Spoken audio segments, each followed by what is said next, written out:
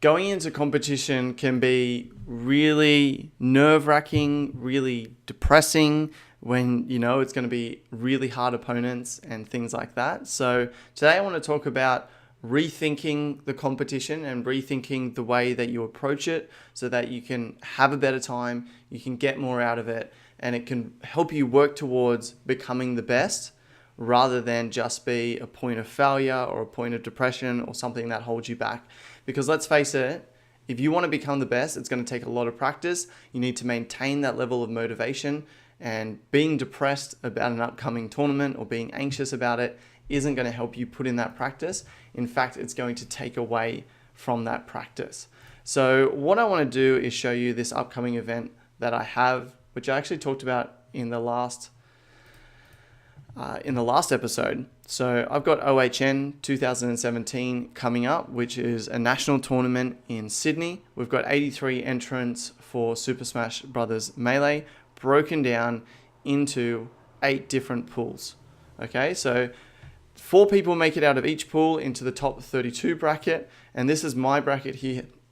And you can see this is me, Maka. I'm playing Moch, then I'm playing MC, I'm expected to lose, then I'm playing Rollick, and I'm expected to lose to him as well. So now these expectations aren't completely accurate because there's people from all over the nation and they don't know how they compare to each other. But basically some of these players like Quetz, who's my coach, MC, they are really good and my chance of beating them is very small.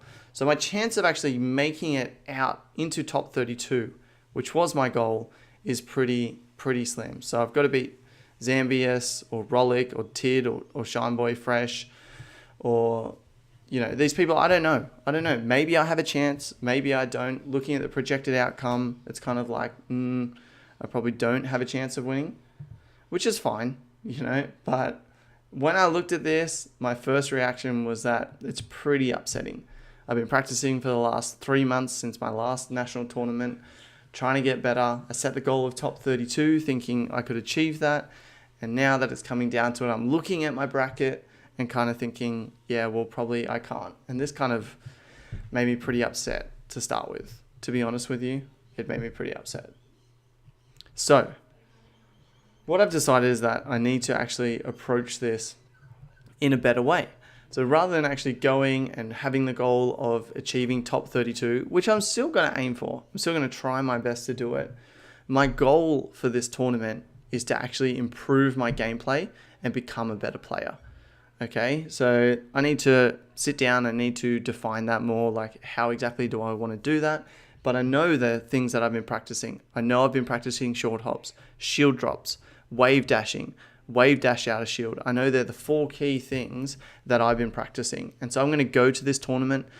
There'll be lots of friendly setups. I'll be spending a lot of time at the house that we're staying at, playing with my friends who are coming down with me. So I'll spend a lot of time playing different people and I'll have a lot of time to practice, which is great. I'm going to have a great time with my friends, and it's an opportunity where I'll be away from my family and I'll just be able to be selfish and practice. And so that's an awesome opportunity for me to improve, because the fact is I've got no chance of winning this tournament, reaching top 8 in this tournament, or maybe I might even have no chance of even reaching top 32. So I'm not going to go very far. You know, even if I win 1 extra match, does it really make that much of a difference? No, not really. It's going to help my ego, but not much more than that. And so I've decided that the way that I'm going to approach it is just to, you know, focus on being the best that I can be, but actually becoming better. So use it as a learning opportunity to practice the things that I've been practicing at home, my wave dashes, my short hops, my wave dash out of shield, my shield drops, and stuff like that. So I'm going to use this as a huge opportunity to practice, a huge opportunity to get better. And rather than focusing on the outcome of the tournament itself, I'm going to focus on the learning experience so that I can get better. So that when I come back to my state and my local tournaments, that I'll be better then, because I've got that experience of going interstate, whereas a lot of the players who are in my state don't have that experience. So I've got that experience, I've got all that practice. It's gonna inch me towards my goal, and that's what I want: daily progression towards my goal. So top 32 at this tournament actually means jack all. Whether or not I do that, or whether I go 0-2, and get kicked out straight away, I'll probably lose to MC, but whether or not I get kicked out somewhere down here in losers, or if I make it through, doesn't really matter. If I make it, I will be ecstatic, of course.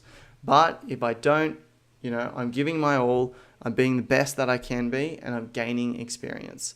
And so I just encourage you, if you're getting nervous about an upcoming tournament, or if you're worried because you think you're going to lose at that tournament or something like that, like just be encouraged by this, that it's a long journey to the top. It's going to take me a long time to become a top 100 player. It's going to take years. And so it's not going to happen in 3 months. It's not going to happen overnight. And so use every tournament, use every competition, use it all as a learning experience to push you further.